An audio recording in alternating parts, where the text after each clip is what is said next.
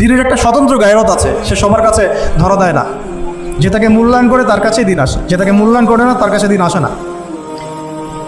দিনদার ছেলেকে প্রাধান্য না দিয়ে বিয়ে করতে যায় না, জীবনটা ধ্বংস হয়ে যাবে।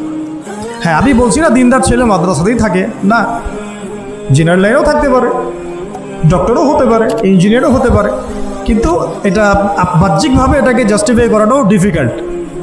কিছু কিছু ক্রাইটেরিয়া দেখে আপনি একটু আন্দাজ করতে পারেন, পুরোপুরি হয়তো কখনোই বুঝতে পারবেন না। সেটা হচ্ছে দিনের প্রতি তার ফিকির কেমন, দিন নিয়ে তার কাজ কেমন, তার লাইফস্টাইল কেমন, তার পরিবার কেমন, কোন পরিবেশে সে বড় হয়ে উঠেছে, তার একাডেমিক্যাল সার্টিফিকেট কেমন, তারপরে তার দাওয়াতের মেহনতে অ্যাক্টিভিটিস আছে কিনা, বা ব্যবসা হালাল কিনা, বা চাকরিটা হালাল কিনা, নামাজ ঠিক আছে কিনা, তার মধ্যে সুন্নাহ আছে কিনা।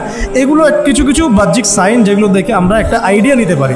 তারপরে বলবো যে এখানে 100% আপনি এনশিওর হতে পারবেন না, ওইটা আল্লাহ পাকের হাতে। তো ওইটাও যদি এনশিওর করতে চান তাহলে কি করতে হবে? তাহলে নিজেকে দিনদার হতে হবে।